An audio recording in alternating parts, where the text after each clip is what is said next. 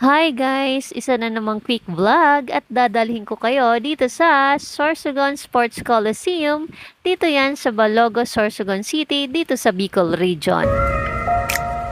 So iikot lang tayo ng madalian kasi nagmamadali kami.